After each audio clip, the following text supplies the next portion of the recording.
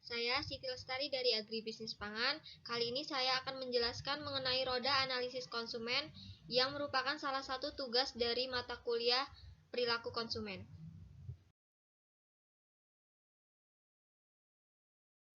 Kali ini saya akan menjelaskan mengenai roda analisis konsumen dari produk sari roti. Roda analisis konsumen sendiri adalah kerangka kerja yang digunakan pemasar untuk meneliti, menganalisis, dan memahami perilaku konsumen agar dapat menciptakan strategi pemasaran yang lebih baik.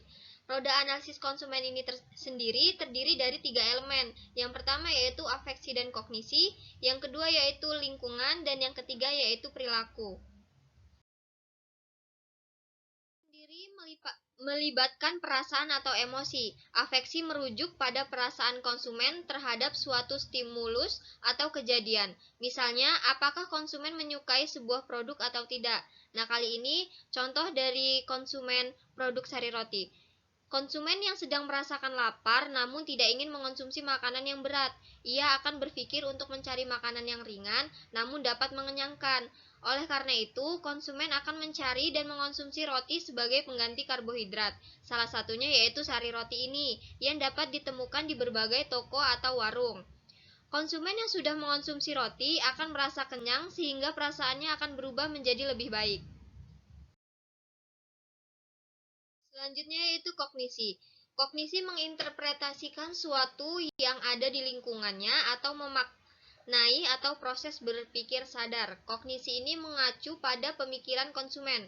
Misalnya, apa yang dipercaya konsumen dari suatu produk. Contohnya di sini, kognisi dapat dipengaruhi oleh promosi iklan dan pengaruh dari saudara ataupun teman. Seperti seseorang konsumen yang melihat iklan sari roti di TV maupun di sosial media yang menampilkan kelezatan sari roti dengan berbagai aneka rasa, serta konsumen itu pernah melihat temannya memakan sari roti dan berkata bahwa produk tersebut enak untuk mengganjal perut yang lapar, sehingga konsumen itu merasa penasaran dan ingin mencobanya. Selanjutnya yaitu perilaku. Perilaku mengacu pada tindakan nyata konsumen yang dapat diobservasi secara langsung atau apa yang dilakukan konsumen. Komponen ini adalah respon dari seseorang terhadap objek atau aktivitas, seperti keputusan untuk membeli atau tidaknya suatu produk akan memperlihatkan komponen perilaku. Di sini contohnya yaitu konsumen yang sedang berkunjung ke minimarket atau supermarket untuk berbelanja kebutuhan makanan melihat berbagai jenis produk sari roti, dan konsumen tersebut pernah melihat produk tersebut di berbagai iklan dan dijual di banyak toko, sehingga konsumen penasaran dan tertarik untuk mencoba dan membelinya. Selanjutnya yaitu lingkungan. Lingkungan mengacu pada aksi saling menguntungkan di antara faktor sehingga menyebabkan adanya penetapan timbal balik di mana setiap elemen menyebabkan elemen lainnya dan sebaliknya. Lingkungan konsumen ini terbagi ke dalam dua macam, yaitu lingkungan sosial dan lingkungan fisik. Untuk lingkungan sosial merupakan orang-orang lain yang berada di sekeliling konsumen dan termasuk perilaku dari orang-orang tersebut. Sedangkan untuk lingkungan fisik yaitu segala sesuatu yang berbentuk fisik di sekeliling konsumen, yang termasuk lingkungan fisik adalah beragam produk, toko, lokasi toko, dan lain-lain.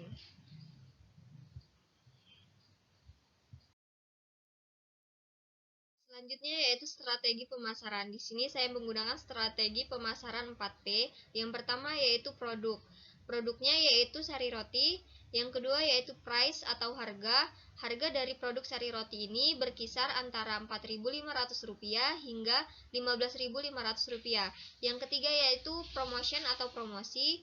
Promosi yang dilakukan oleh produk ini melalui iklan TV, iklan YouTube, media sosial, ataupun website. Yang keempat yaitu place atau tempat.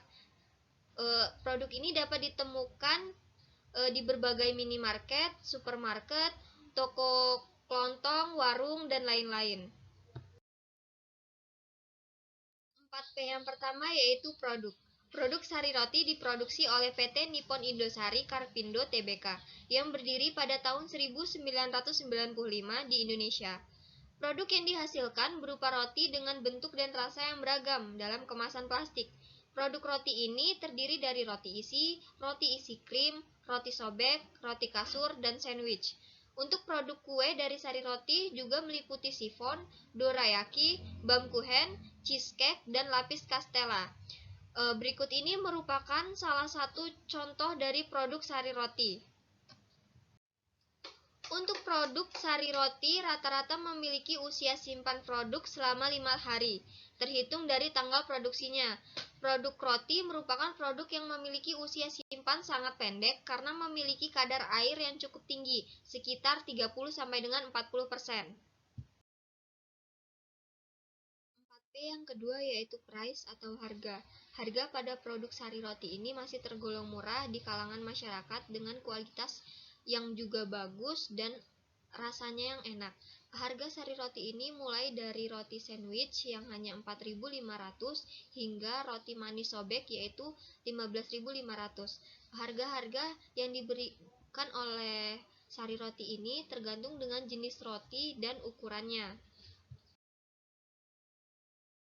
Yang ketiga yaitu promotion atau promosi. Produk sari roti ini melakukan promosi yang pertama melalui iklan di TV. Selain iklan di TV, juga iklan di media cetak, radio, YouTube, dan lain-lainnya. Untuk media sosial dari sari roti ini ada Facebooknya yaitu Sari Roti. Yang kedua yaitu sosial media Twitter @sariroti_tweet. Dan yang ketiga yaitu websitenya www.sariroti.com. Dan selanjutnya yaitu sebagai sponsor di event-event seperti sponsor di ajang sepak bola tanah air, acara Jakarta Fair, dan lain-lain. 4P yang terakhir yaitu place atau tempat. Kantor pusat dari Sari Roti ini berada di kantor pusat dan pabrik Sari Roti PT Nippon Indosari Karpindo Tbk di kawasan industri MM 2100 Jalan Selayar Blok A nomor 9 Cibitung, Bekasi. Untuk pabrik di kota lainnya, salah satunya ada di Cikarang, ada di Pasuruan, Jawa Barat, ada di Medan, dan masih banyak lainnya. Selanjutnya, distribusi dari produk sari roti ini yang pertama yaitu melalui modern channel seperti minimarket, supermarket, dan hypermarket. Yang kedua yaitu melalui traditional channel, contohnya kayak pedagang roti keliling, toko kelontong, atau warung. Untuk proses distribusi produk sari roti ini berlangsung selama 24 jam dan untuk menjamin bahwa produk yang sampai ke konsumen adalah produk yang fresh, sari roti dibuat setiap hari sehingga setelah sari roti selesai diproduksi, sari roti akan segera dikirimkan kepada konsumen, baik melalui pasar tradisional maupun pasar modern. Selanjutnya yaitu langkah pengambilan keputusan konsumen, terdiri dari 5 langkah. Yang langkah pertama yaitu pengenalan masalah. Proses membeli di awal saat pembeli menyadari adanya masalah kebutuhan. Pembeli menyadari terhadap perbedaan antara kondisi sesungguhnya dan kondisi yang diinginkan. Contohnya seperti konsumen merasa lapar dan ingin makan, namun makanan yang ingin dia konsumsi merupakan makanan yang ringan tetapi dapat mengenyangkan. Yang kedua yaitu langkah pencarian informasi. Seorang konsumen yang mulai timbul minatnya akan terdorong untuk mencari informasi yang lebih banyak. Konsumen akan mencari informasi yang tersimpan dalam ingatannya atau mencari informasi dari luar. Contohnya di sini, konsumen mencari informasi mengenai merek, bahan, kandungan gizi, varian rasa, hingga harga yang dapat diperoleh melalui iklan atau pendapat orang di sekitarnya. Yang ketiga yaitu langkah evaluasi alternatif.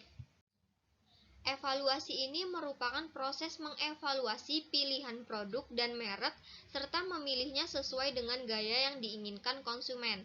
Contohnya, konsumen akan dapat memilih roti mana yang banyak direkomendasikan oleh orang lain di sekitarnya yang juga tentu rasanya enak, murah, dan kualitasnya yang baik. Contohnya seperti sari roti. Langkah yang keempat yaitu yaitu keputusan membeli. Pada tahap keputusan membeli ini, konsumen akan melakukan evaluasi, membentuk preferensi terhadap merek-merek yang terdapat pada perangkat pilihan. Konsumen mungkin juga membentuk tujuan membeli untuk merek yang paling disukai.